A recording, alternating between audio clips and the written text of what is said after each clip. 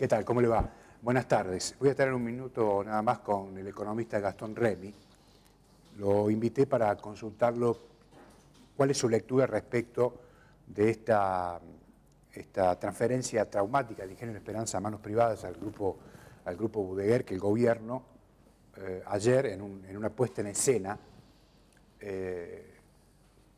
presentaba el tema como si fuera uno de los grandes éxitos de la gestión del señor Morales, y en realidad lo que estaba vendiendo es el fracaso de una gestión que ha sido paupérrima, lamentable, particularmente el ministro Robles, ¿no? Pero nada se hace en este gobierno sin la anuencia del señor Morales.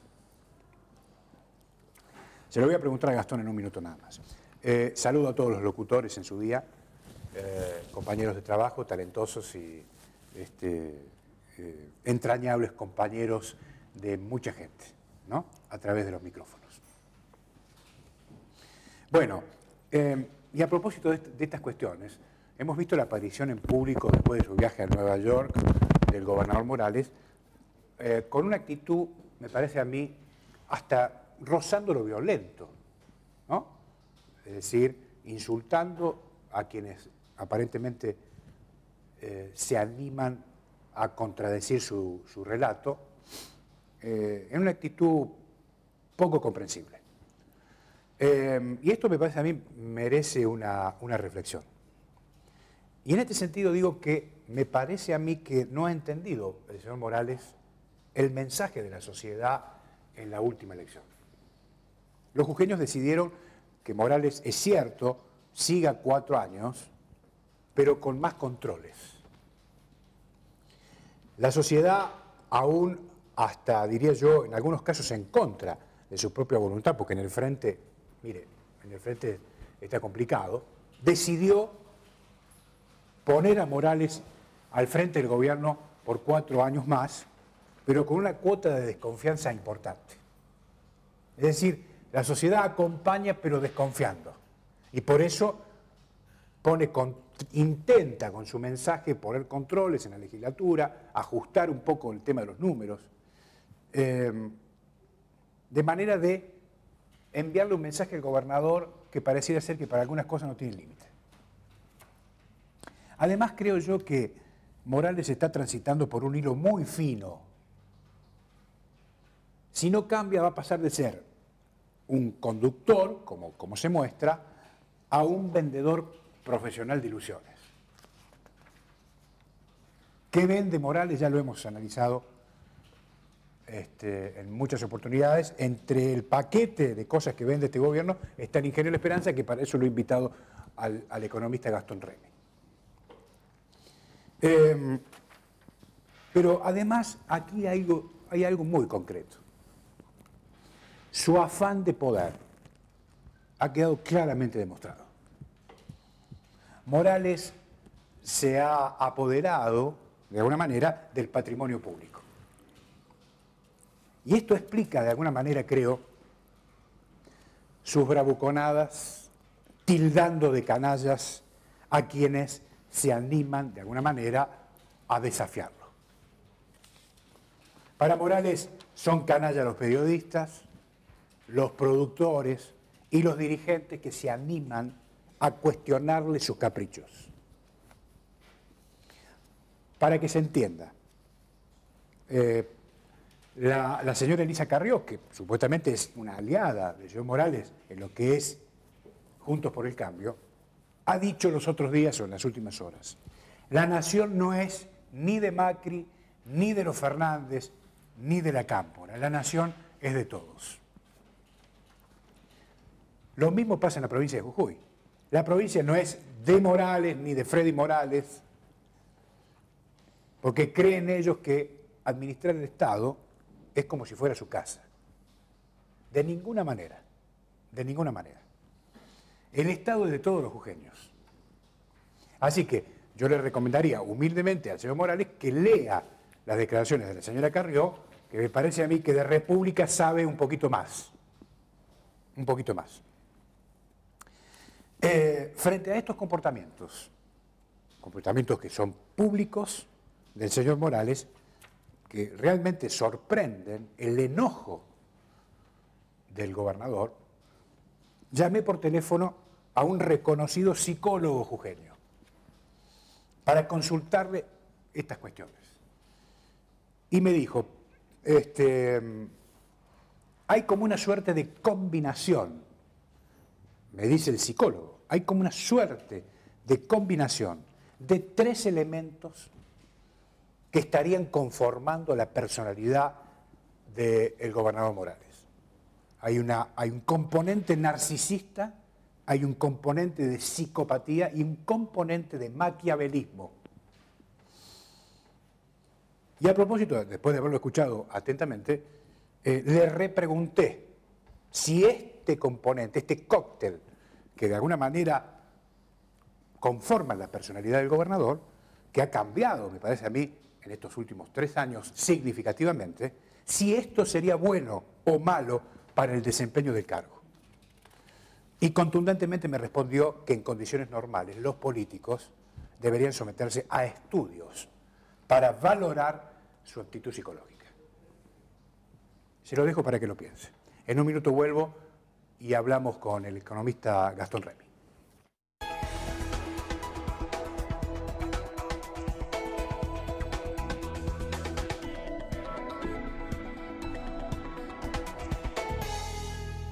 Gracias, director, muy amable. Gastón Remy con nosotros. ¿Cómo le va? ¿Cómo anda? Buenas tardes, Alejandro. Bien. Bien. Bueno, el gobierno ayer se mostró eufórico montando toda una escena en el marco de la transferencia del Ingenio La Esperanza al grupo Budeguer. ¿Esta es la foto del éxito o la foto del fracaso? Bueno, una buena pregunta. Si uno lo mira desde el punto de vista de los trabajadores del ingenio y sus familias, claramente no es una solución superadora al problema que arrastraba el ingenio durante casi 20 años, desde que entró en quiebra, pero sin embargo siguió funcionando, ¿no? Siguió produciendo azúcar, alcohol, moliendo la caña, gracias al trabajo de los obreros del lugar. Si uno lo observa desde el otro ángulo, ¿no? Del ángulo de lo que logró el empresario Budeguer gracias al accionar del gobierno y de la justicia local, es realmente un éxito, ¿sí? Porque vos fíjate que en esta novela, incluso de lo que fue el intento de venta que tuvo un primer grupo Omega, que era el grupo, no sé si se acuerdan, colombiano, sí, que al final nunca apareció, aunque se hicieron varios anuncios de venta, esta persona estaba comprometida a pagar $85 millones por el ingenio. Bueno, el grupo Budeguer, de origen de Tucumán, estaría pagando $50 millones. ¿Sí? Entonces, ya de por sí la oferta en el transcurso de 1 año y medio bajó de 85 a $50 millones, sin explicaciones de por qué esta merma tan significativa en el valor del ingenio. Ahora, no obstante ello, si vos te fijás en lo que vale, al menos en lo que decían los papeles de la quiebra del propio ingenio, estás hablando de una deuda que tienen los acreedores por cobrar de casi 3.000 millones de pesos y un valor del activo de un poco más de 1.000 millones de pesos. O sea, estamos hablando de 4.000 millones. Recordemos que en una quiebra, el que compra la empresa en quiebra paga también la deuda, ¿no? Entonces, de estos 4.000 millones, si lo tenemos en cuenta lo que vale hoy el dólar, cerca de 43,30, estás hablando de casi 92 millones de dólares que valdría el ingenio hoy. El traspaso se hizo ayer. Se supone que cuando se hacía el traspaso empezaban a ingresar las cuotas. Bueno, de 92 millones de dólares se está pagando solo 50 millones, o sea, el 55%. Fíjate vos si no es eso un éxito desde el punto de vista del grupo Budeguer, ¿no? Ahora, digamos, ¿se lo puede poner en el contexto dramático de lo que ha pasado con la situación económica de la Argentina, la caída esta sustancial en cuanto a la cotización de la planta? Mira, eso es algo que ni siquiera se tomó el trabajo, la justicia misma, mucho menos el gobierno, que nunca estuvo interesado. Lo digo desde el punto de vista de todos los planteos que hicimos desde el bloque de diputados del Frente Izquierda con Alejandro Vilca, de que haya al menos un tasador porque no se hizo ni siquiera, o sea, no se respetó la ley de quiebras, ni se hizo una licitación, y si se hubiera hecho una licitación, como plantea la ley, al menos tendría que abrir un tasador y decir, hoy día este ingenio con estos activos vale tanto, ¿no? Y revisar incluso las deudas. No se hizo eso, entonces el valor que yo te estoy hablando es el que figura en el expediente de la quiebra. El valor de mercado, sabemos que cuando hay situaciones de crisis, las mayorías la pasan muy mal, pero hay algunos que aprovechan y hacen, negocios. Entonces, si vos lo ves en menos de un año y medio, de 85, que era el grupo colombiano, se pasó a 50. Ahora, el gobierno nunca lo explicó, ni tampoco el Ministerio de la Producción, nadie explicó ni cuánto vale el ingenio, ni por qué esta merma tan significativa, que obviamente Budeguer la va a festejar, porque si hubiera comprado en el mismo momento que el grupo colombiano, tendría que haber pagado un poco más, ¿no? Ahora, usted como economista, quizás me lo pueda responder, no como abogado, pero sí como economista, digo, no hay otro formato de venta de la magnitud de esta operación si no es a través de un llamado de licitación pública, ¿no es cierto? De la legislación... ¿Se ha vulnerado, usted advierte que se ha vulnerado groseramente la ley? Claro, eso lo dijimos incluso a través de nuestros propios abogados, desde el inicio de todo este proceso, desde el punto de vista no solo de lo que te decía, que no hubo un tasador, que no se respetó una licitación, donde tiene que haber un pliego, donde se conocen las ofertas, todo esto nunca se hizo, pero tampoco se respetó a una de las partes de la quiebra, que fueron los trabajadores, porque fueron siempre dejados de lado de todo el proceso, que comenzó con 338 despidos también, ¿no? Entonces, desde el primer día que empezó ya el plan de remate del ingenio por parte del gobernador, yo creo que no se le puede poner otro adjetivo, que es el de haber sido rematado. Ahora, si usted... Siempre se vulneró la ley, a eso me refiero. Está muy bien. Gastón, si usted se pudiera parar en el lugar de los acreedores, ¿cuál sería su respuesta frente a lo que se hizo? Bueno, yo si me parara, me paro del lado también de los trabajadores que son parte de la creencia, y se tendría que haber respetado, en primer lugar, sus derechos, no tendría que haber despidos, y se tendría que haber puesto una discusión de qué intereses iban a privilegiar. Porque si el interés es la producción y el empleo, bueno, tendría que haber pensado desde ese aspecto en primer día y no en un aspecto netamente económico, e incluso con todo un discurso de que el ingenio le implicaba una erogación de millones de pesos por mes al Estado provincial, cuando en realidad no se decía la verdad completa, o la verdad en realidad, porque nunca se dijo a dónde fue a parar la venta, tanto durante la gestión Fernler como durante la gestión Morales, del azúcar y del alcohol. Entonces se daba idea como que era un lugar donde el Estado ponía, pero no sacaba dinero. Bueno, eso sabemos que las cuentas siempre daban superavitarias desde el punto de vista de los costos y de los ingresos. Ahora, nunca se hizo público. Entonces yo creo que desde ese punto de vista nunca se lo valoró. Y después que hay otros niveles también de por qué es un éxito para el Grupo Budeguer, e incluso me atrevería a decir para el propio gobierno. El ingenio tiene esta compra que se va a hacer efectivo de los 50, 10 millones de acá a abril del año que viene, ¿sí? En cómodas cuotas, y después vienen 15 años para pagar los 40 millones de dólares restantes. 15 años. En el 2035 se estaría terminando de pagar el ingenio. Y vos fijate que ni siquiera se le cobra interés por los 15 años. Son más de 600.000 dólares que el Estado provincial le está regalando al Grupo Budeguer. O sea, ¿por qué digo el Estado provincial? Porque recordemos que de esta creencia que hablamos antes, el principal acreedor, casi más del 80% de esa deuda, era del ingenio para con el Estado. Entonces es un patrimonio casi público que ha sido regalado o rematado a un sector privado. Y el otro aspecto es el tema de la tierra, ¿sí? O sea, de las 70.000 hectáreas que tiene el ingenio, Grupo Budeguer se habría quedado con 30.000.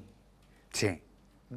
Ellos dicen que lo van a poner a una producción total de lo que es el cultivo y procesamiento de la caña de azúcar. Ahora, las 40.000 restantes, hoy nos enteramos por un medio local que el gobernador está planeando expropiarlas para hacer otras actividades.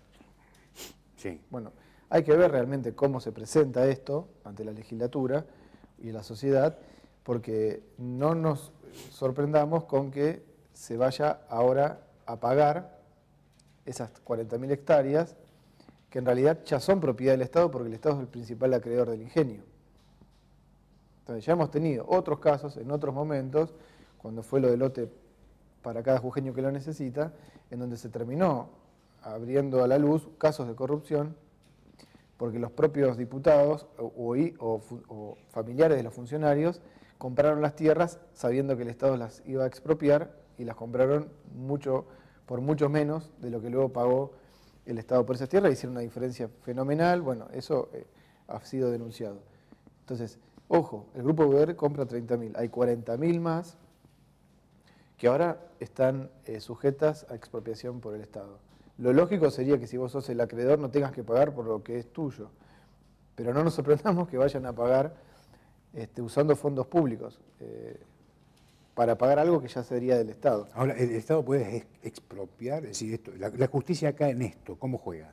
No, y no nos sorprendamos que la justicia permita al gobernador y al Ministerio de la Producción hacer lo que hizo con la transferencia del ingenio. cómo actuó vulnerando el mismo modus operandi. El mismo modus. Además, vos fijate que ayer en esta foto que vos decías Sí. de la alegría del gobernador estaba la titular del Superior Tribunal. La señora Falcone, sí. Claro, o sea, que ha tenido un papel predominante en el desempeño del juez Calderón. En el desempeño, y ya lo dijimos aquí también, Sí, no nos sí. olvidemos que cuando Alejandro Vilca pidió como diputado información al inicio de este proceso, Sí. en diciembre de 2017, nunca se dio la información a través de la Oficina de Transparencia. El juez del Contencioso Administrativo provincial dio el visto bueno a nuestro pedido de amparo para que se dé la información. Este pedido terminó en manos del Superior Tribunal, multándonos a nosotros por pedir información. Sí.